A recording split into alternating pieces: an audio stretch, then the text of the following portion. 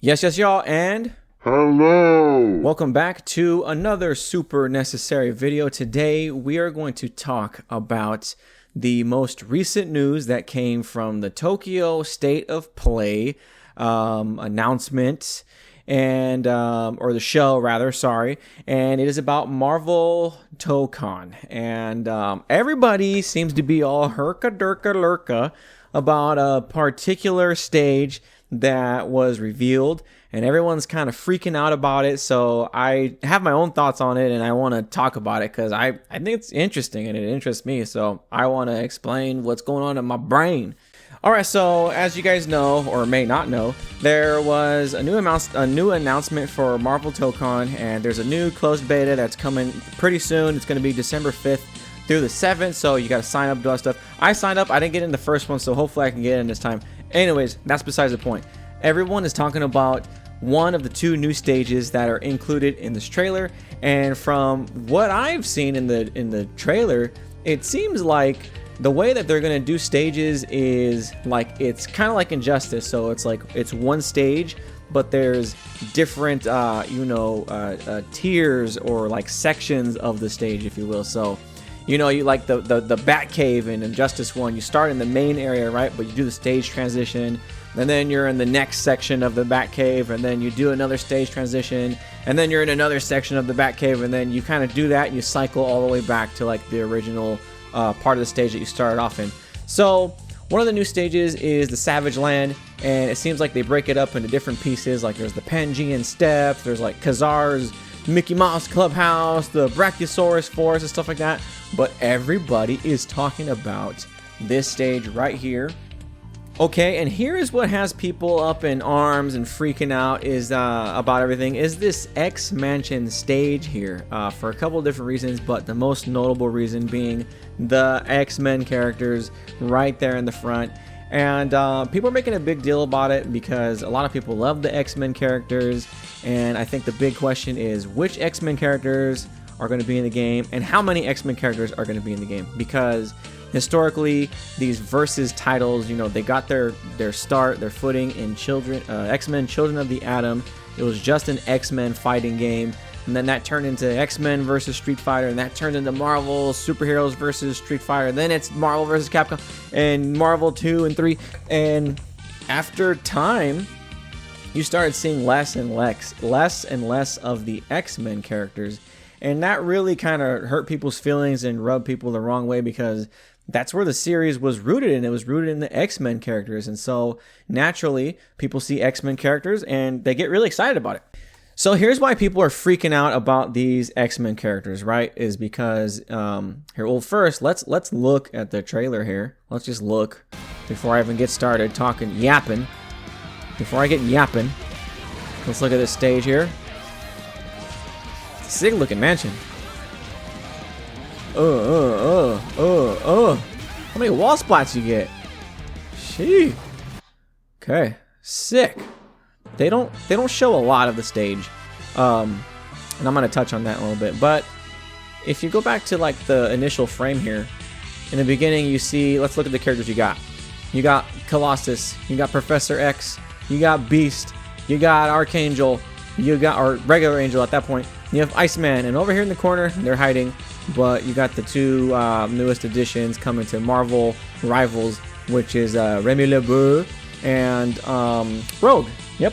So people are freaking out because I'm not really sure why this. I mean, I kind of understand, but also I kind of don't understand. But people have this notion that like once they see a character in the background of a stage, that means automatically that particular character is not going to be part of the base roster. And that's what I want to talk about, because I don't think that's necessarily true. Now, does that statement ring true sometimes? Yes, it has. But I don't think there's a particular pattern as to like, oh, if this character's here, then you're not getting it here. If it's here, you are. Like, I don't think that's true. I think it just depends on just what the developer has plans for and just what they want, you know, the vision of the game.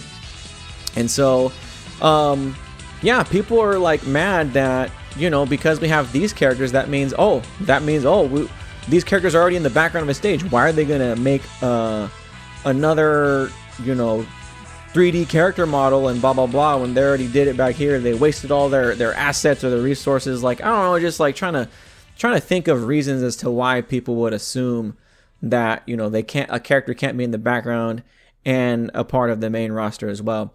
But it's not just these guys. So if you go forward a little bit, you see Gambit kind of moved here. Iceman moved up. He was back here. He moved up. And there's big Sentinels back here. I don't know if you guys saw that. So, you know, Sentinels are back there. And right here, you have Nightcrawler and Psylocke. Let me kind of rewind that a little bit so you guys... There you go. Nightcrawler and Psylocke. And now people have been wanting Nightcrawler in a game for a very, very long time. I think he's the only X-Men of these ones that, aside from Professor X, who have not been in a game. We've had Iceman, we've had Colossus, we've had Psylocke, we've had Gambit, we've had Rogue. We've never had a Nightcrawler, and people are already assuming that that's it. That is the end. And I don't think that's true. I think people are assuming too fast. There's been plenty of games where, like, there's been characters that are in the background of a stage, and then they are a part of the main roster. And I'm gonna give a couple examples of that in a little bit. But another thing that I noticed was they go through the stage, they're playing in the stage, and when they showed the Savage Land stage, like, it was going through the different sections, you know, the transitions of the stage. They didn't do that for the X Mansion, so that's also interesting too. And I don't know why. Maybe, you know, here's me theory crafting, headcanon type shit. Maybe there is a character in the background that is going to be in the main roster, or maybe it's the opposite. Who knows? We don't know. It's up to interpretation. I think it always has been up to interpretation. But, you know, just to kind of prove, you know, the opposite of what I'm saying, or of what everyone is saying, I'll show you guys. So right here is example number 1. This is Ultimate Mortal Kombat 3. This is Jade's Desert. This is her stage. And you see one Cyrax just hanging out in the back, and he's just like, "What's up, bro?" Like, you know what I mean? Just saying hi to Smoke or Sector off screen. But Cyrax, he's in the background, and you can literally play as Cyrax with a Cyrax in the background. Now, it doesn't have to make sense lore-wise. It's like, how's Cyrax there, but Cyrax is here, and there's a Cyrax in my Cyrax. It doesn't have to make sense, because that's just how the developers wanted to do it. You know what I mean? They want Cyrax in the game, but they also want Cyrax on stage. So there you are. That's one example right there. Here is another Mortal Kombat example. Like me some Mortal Kombat, yeah, but it's kind of helping me improve my point. But you can see right there on the little spiked pillar, that looks like Scorpion. You know what I'm saying? I can't think of any other character that has appeared in this series who has, you know, the yellow bath towel outfit with the black undergarments and stuff like that. He's not wearing the mask, so there is that. And I can't tell if it's like someone's face or if it's like one of those Jingu masks, you know what I mean? But regardless, that to me looks like Scorpion. There's been no other character that has looked like that in this game aside from Cyrax. But this is Mortal Kombat 1. There was no Cyrax. There was a Scorpion. Scorpion looks just like that in this game. That's Scorpion. Now you could argue, oh, that's like a Shirai Ryu clan member. But we, again, you know, if you want to use lore, you can, but you know, you don't have to, because again, lore doesn't have to match up with the lore. But even it hasn't really shown any of the Shirai Ryu members, and I don't believe they look like that. I feel like only Scorpion has ever looked like that. You know what I mean? Every time they show Shirai Ryu, they're just regular ass people eating, you know, fish and stuff like that, and just doing all that samurai shit. And then the only other guy who's ever looked remotely similar like that is gonna be Takeda. But again, he totally different, like exoskeleton look. So another example right there.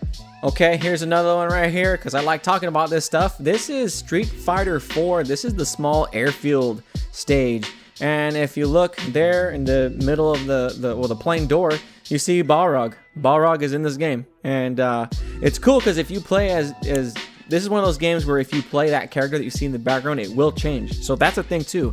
So if you play as Balrog, he won't be in the plane anymore. It will be, I think it's Vega. And then if you play as Balrog and Vega, then it's Bison. So, you know what I mean? What I'm getting at is, like, a lot of people are just trying to jump the gun and assume the worst. And it just depends on what the developers want. You know what I mean?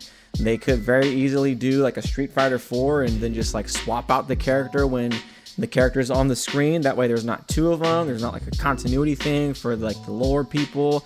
They could do like a Mortal Kombat 3 and they can just have two of the same characters on the stage. I mean, there are mirror matches and there's no like reasonable explanation for mirror matches. So, I think it's up for debate and interpretation. It just depends on what ArcSys wants to do with that. But I think the fact that we even have like a cool, you know, stage that's dedicated to X-Men and those characters that we love, I think that's a good sign. I think it's a really good sign. The only thing that I have to say is like they just haven't revealed any new characters. We still have like the 8 characters that we've already seen initially, and I don't know about that because, you know, I feel like give us something, you know what I mean? A little something. Announce a new character, show a new character, something. You know what I mean? People are worked up about like the stage, the characters of a background characters of a stage, and I don't think that's where the focus and the worry should be. I just be like, all right, show me who's gonna be playable, who's accessible, who can I pick on that on the character select screen. So those are my thoughts on the whole thing. I know I kind of rambled, but I don't know. There's, like I said, there's a lot of games that, you know, have characters in the background and as a part of the main roster. So, you know what I mean? I just don't think it's the time to start like freaking out and, you know what I mean, pissing yourselves and pissing all over the place. So, I don't know. Let me know what you think. Let me know who you're excited for. Do you hope one of those X-Men characters are going to make it onto the main roster? I'm really hoping for at least a Nightcrawler. Give us something new. And Colossus. I really hope that we can get a Colossus back because I like them. I like them big, them thick boys, them grappler boys. I like that shit. So, yeah, guys, thanks for watching. Thanks for hanging out, listening to me talk. And I hope you have a good day, you motherfucker.